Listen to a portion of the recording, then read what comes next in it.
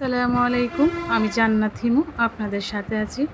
কাছে দূরে যে যেখান থেকে আমার আজকের ব্লগ ভিডিও দেখতে পাচ্ছেন, আশা করি আপনারা সবাই দিন পরে আমার মা এসেছে। আসলে তেমন আসে না, আমরাও তো মাকে নিয়ে আজকে সারাদিন কিভাবে কেটেছি তো এটা নিয়ে আপনাদের সাথে একটা ভিডিও শেয়ার করব। আশা করি আপনাদের অনেক ভালো লাগবে। মা তো মাই, আসলে মার সাথে কোনো তুলনাও নাই এই পৃথিবীতে। হয়তো মাটা বেঁচে না থাকলে আমিও বেঁচে থাকতাম না। আসলে আমার কাছে আমার মায়ের গুরুত্ব অপরিসীম, একদম তার সাথে কোনো তুলনায় হয় না। তো সকাল সকাল আমি আরাফের পাপার জন্য সকালে ভাত বসিয়েছি। ওনাকে যেহেতু দুপুরের ভাতটা আমি ঘর থেকেই দিয়ে দিই, তো ওনার জন্য আমি ভাতটা রান্না করেছি একদম সকালে। আমরা নাস্তাটা খেয়ে তারপর আমি ভাতটা টিফিনের মধ্যে নিয়ে দিয়ে দিচ্ছি। সাথে আমি গতকাল যে ছোটো চিংড়ি দিয়ে লতি রান্না করেছিলাম, ওই লতিটা সাথে লইট্টা মাছ রান্না করছি, আর সাদা ভাত। এটা দিয়ে ওনাকে বিদায় দিয়ে দিব। তারপর আমি আমার ঘরের কাজগুলো করব। এর বিপাকে আমার মেয়ে আরাফকে স্কুলে দিয়ে দিচ্ছে। ওকে স্কুলে দিয়ে তারপর আমি আমার বাচ্চাদের জন্য ঘরে কতগুলো দুধ ছিল, ওই দুধ দিয়ে আমি আমার বাচ্চাদের জন্য লাচ্ছি বানাবো। আমার মেয়ে আমার বড় মেয়ে, সে অনেক দিন ধরে আমাকে বলতেছে আম্মু লাচ্ছি বানাই দাও। তো সব সময় দেখি কলা থাকলে দুধ থাকে না, এবং এরকম করে করে লাচ্ছিটা বানানো হয়ে ওঠে না। তো একদিন দেখতেছি সবগুলা ঘরে আছে, তো আমি কি করলাম, আমার মেয়ের জন্য লাচ্ছিটা সুন্দর করে বানিয়ে নিচ্ছি। জানি না কেমন হয়, কোনো দিন আসলে করি নাই, আজকে এটা প্রথম ট্রাই করতেছি। তাও আবার মেয়ের জন্য, মেয়ের আবদার পূরণ করার জন্য। আমি ওখানে প্রথমে গরুর যে দুধটা আছে ওটা দিয়েছি, সাথে চায়ের পাউডার মিল্ক ওটা, তারপর কলা, চিনি, এগুলো আমার ঘরে যতগুলো সামগ্রী আছে ওগুলো দিয়ে আমি এটা তৈরি করতেছি।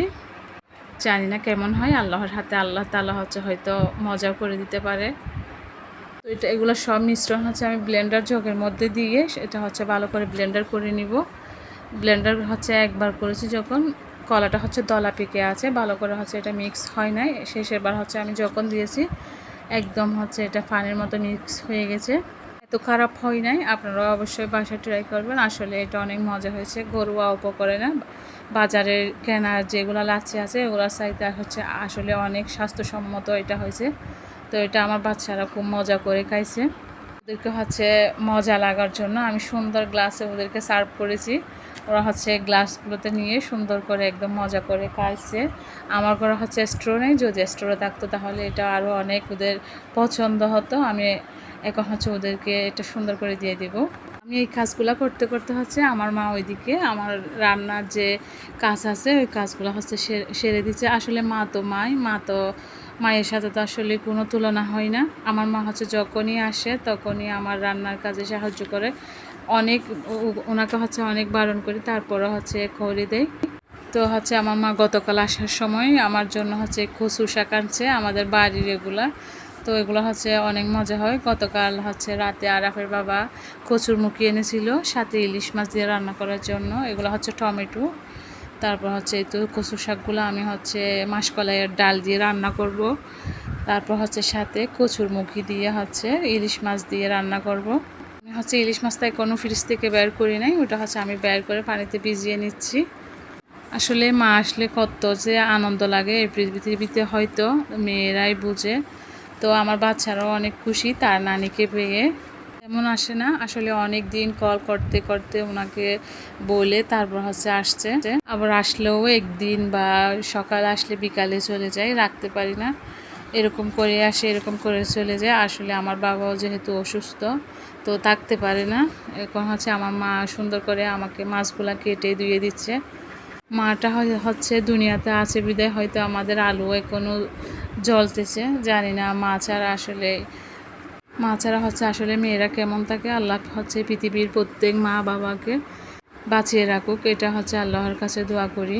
আমি এই ফাঁকে আমার ছেলেকে স্কুল থেকে আনতে গেছি, এসেই দেখতেছি আমার মা সবগুলো একদম রেডি করে রেখেছে আমার জন্য। কচুর মুখি, তারপর কচুর শাকটা আমার মা সুন্দর করে বসিয়ে দিয়েছে।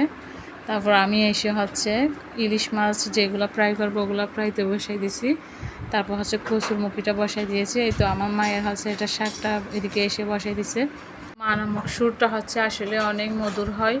পৃথিবীতে হয়তো বাপের চাইতে মায়ের গুণ অনেক বেশি। মাকে হচ্ছে আল্লাহ তাআলা এমনভাবে সৃষ্টি করেছে, আমরা বাড়িতে গেলে হচ্ছে আমার মা আমাদের জন্য এরকমই করে, কোনো কাজ করতে দেয় না আসলে। আমরা ওখানে বসে শুয়ে খাই। তো আমার মা হচ্ছে আমি এসে আমার মাকে একটু বসতে দিচ্ছি, তারপর হচ্ছে আমি রান্নাটা বসিয়ে দিচ্ছি। আমার মা হচ্ছে এগুলোও দিয়ে ফেলতো, কেন দেয় নাই জানি না। তারপরে আমি এখানে মাছগুলো প্রাইতে বসিয়ে দিয়েছি। কচুর শাকটা হচ্ছে আমার হয়ে গেছে, ওটা হচ্ছে নরম তরকারি। তো হচ্ছে আমার এখন রান্না করা শেষ। এই তো হচ্ছে আমার কচুর মুখে ইলিশ দিয়ে, সাথে হচ্ছে কচুর শাক, আর হচ্ছে এছাড়া রয়েছে গতকালকে লইট্টে মাছ, আর হচ্ছে রাইস কুকারে সাদা ভাত, তারপর হচ্ছে ফ্রাই প্যানে আমার ইলিশ মাছ ভাজা। এটা হচ্ছে আমি একদম খরা করে ভেজেছি আমার বাচ্চাদের জন্য, ওরা যেহেতু মাছটা ইলিশ মাছটা খায়, তো ওদের জন্য হচ্ছে একটু খরা করে ভেজেছি। আর হচ্ছে আমি গতকাল এক হাঁড়ি হচ্ছে দই বসাইছি, তো দইটা আর হচ্ছে সাথে পান্তা ভাত, দইটা দিয়ে হচ্ছে আমরা এখন শরবত বানাবো। তো আমার মা আসতে পর্যন্ত আমার জন্য এই তো কতগুলো এখানে ছোটো পিঠা বানাইছে। এগুলো হচ্ছে আমি রোদে শুকিয়ে নিচ্ছি একদম ভালো করে। এগুলো আসতে পর্যন্ত আমার মা নেড়ে চেড়ে দিচ্ছে, তো আমিও গিয়ে একটু হচ্ছে দিয়েছি। দেখতেছে চাউলের বস্তার মধ্যে কতগুলো কেটেছে। এগুলো হচ্ছে সকালে আমরা ঘুম থেকে ওঠার আগে আমার মা এই কাজটা করেছে, আমরা নিজেও জানি না। তো এটা হচ্ছে বিকালের টাইম, হচ্ছে একটু সেমাই হচ্ছে পোলাও করব। আমি হচ্ছে গরম পানি দিয়ে একটা বেলির মধ্যে সেমাইটা একটু ফুটতে দিয়েছি। এটা হচ্ছে ফুটে গেলে তারপর আমি একটা ঝালের মধ্যে ঢেলে তারপর এটা হচ্ছে তেলে ভেজে ফেলবো। চুলায় আমি একটা ফ্রাই প্যান বসিয়ে দিয়েছি, ওখানে হচ্ছে আমি সাথে একটু ঘিও দিয়েছি। আসলে পোলাওয়ের সেমাইয়ের মধ্যে ঘিটা দিলে একটু সুগন্ধি হয়, আবার মজা হয় বেশি। তারপর নারকেল, তেজপাতা, লবঙ্গ এগুলো দিয়ে আমি হচ্ছে ভালো করে নেড়ে ছেড়ে তারপর এটা হচ্ছে ভালো করে মিক্স করে নিব। আমি হচ্ছে সেমাইয়ের মধ্যে এখনও চিনিটা দিই নেই, চিনিটা দিলে হচ্ছে দলা পেকে যায়, এই কারণে এটা দিচ্ছি না, এটা লাস্টে দিব একদম। তো আমার সেমাইটা একদম রান্না শেষ হয়ে গেছে। এটা হচ্ছে এখন আমাদের খাওয়ার পালা। এই পর্যন্ত আমার ভিডিওর কোনো অংশ যদি আপনাদের ভালো লেগে থাকে তাহলে আপনারা ভিডিওতে একটা লাইক দিয়ে দিবেন। যদি এরকম ফ্যামিলি ব্লগ দেখতে চান তাহলে আমার চ্যানেলটিকে সাবস্ক্রাইব করে রাখবেন। যদি আমার কথায় ভিডিওতে কোনো অংশ ভুল ত্রুটি হয়ে থাকে তাহলে অবশ্যই ক্ষমা সুন্দর দৃষ্টিতে দেখবেন। আজকে এই পর্যন্ত, আল্লাহ হাফেজ।